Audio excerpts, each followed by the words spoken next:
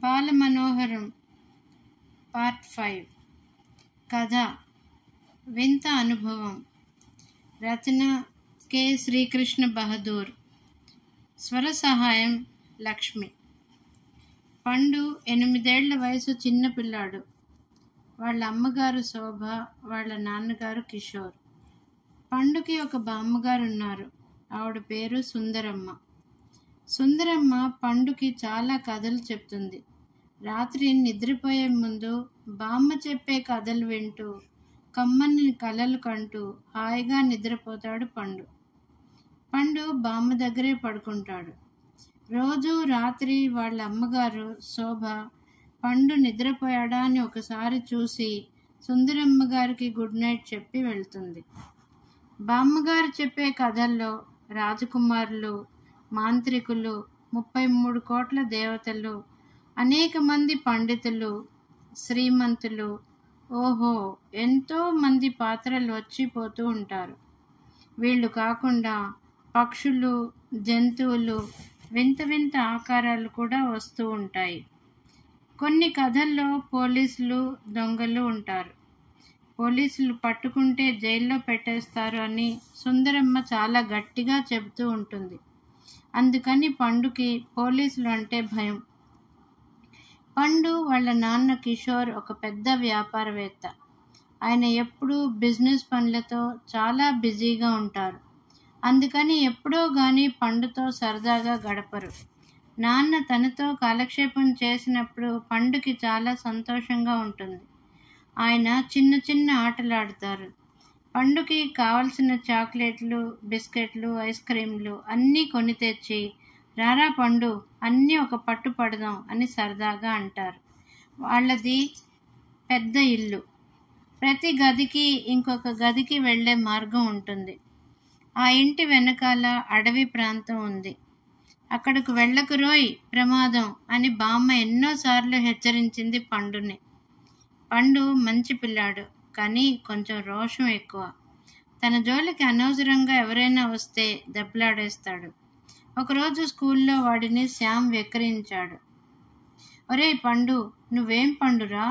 మామిడి పండువా, సపోటా పండువా? నీ లావు చూస్తే పనస పండురా, హి హి హి అన్నాడు. పండుకి కోపం వచ్చింది. వేగంగా వెళ్ళి శ్యామ్ని తోశాడు. శ్యామ్ కింద పడిపోయి ఏడవడం ఆరంభించాడు. మిగతా పిల్లలు పరిగెత్తి వెళ్ళి టీచర్కి చెప్పారు. శ్యామ్కి చేతి మీద గాయం అయింది. దాని మీద టీచర్ మందు పూసి ప్లాస్టర్ వేశారు. అది ఇంతటితో ఆగలేదు. మర్నాడు శ్యామ్ వాళ్ళ అమ్మని తీసుకుని వచ్చాడు.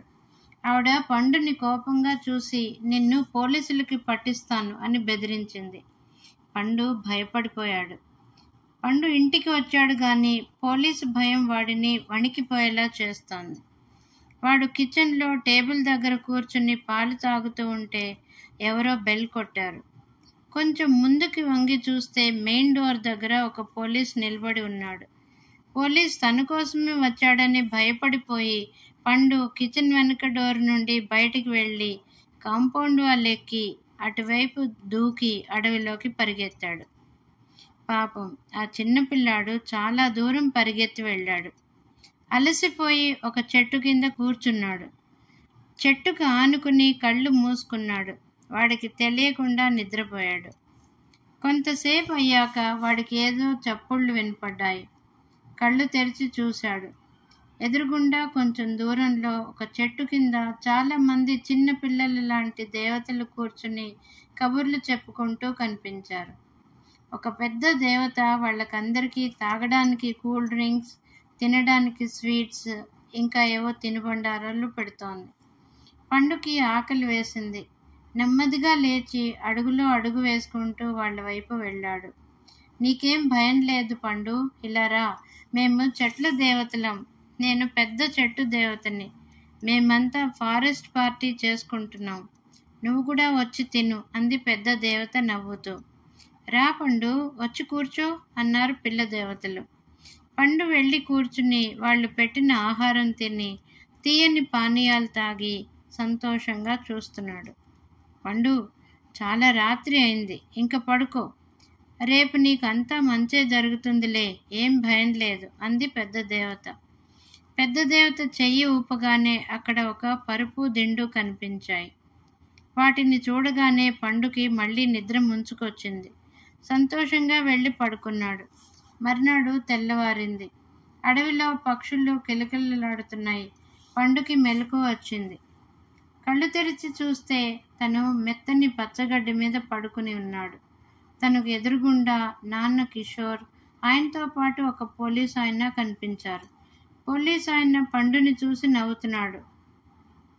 పండు వెంటనే లేచి నాన్న వైపు వెళ్ళి ఆయన కాళ్ళ చుట్టూ చేతులు వేసి మొహం దాచుకున్నాడు. ఎందుకురా ఇలా అడవిలోకి పారిపోయి వచ్చావు అని నెమ్మదిగా అడిగారు కిషోర్. పండు జవాబు ఇవ్వలేదు. నన్ను చూసి భయపడ్డావా అన్నాడు పోలీసు ఆయన. పండు అవునన్నట్లు తల ఊపాడు. నేను నీకోసం రాలేదు పండు, భయపడకుండా నాన్నగారితో ఇంటికి వెళ్ళు, బై అని చెప్పి పోలీసు ఆయన వెళ్ళిపోయాడు. పండు వాళ్ళ నాన్న ఇంటికి వచ్చారు. పండు వాళ్ళమ్మ శోభ వాడిని దగ్గరికి తీసుకుని తల నిమిరింది.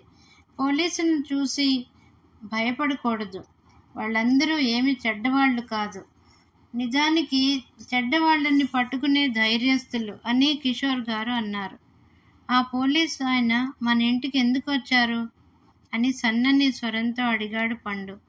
మనం అమెరికా వెళ్తున్నాం, పాస్పోర్ట్ కోసం అప్లై చేశాం, వెరిఫికేషన్ కోసం తెలుసుకోవడానికి ఆయన వచ్చారు. నువ్వు పారిపోయావు అని తెలిసి నిన్ను వెతకడం కోసం ఆగి ఇప్పుడు వెళ్ళిపోయారు అన్నారు కిషోర్ గారు. ఎవరో దేవతలు అడవిలో మన బిడ్డని కాపాడారు అంది బామ్మ. అవునత్తయ్య, మీరు చెప్పింది కరెక్ట్ అంది శోభ. దేవతల దయ. పోలీసు ఆయన మంచి మనసు అర్థమై పండు మనసు తేలికైంది. సమాప్తం.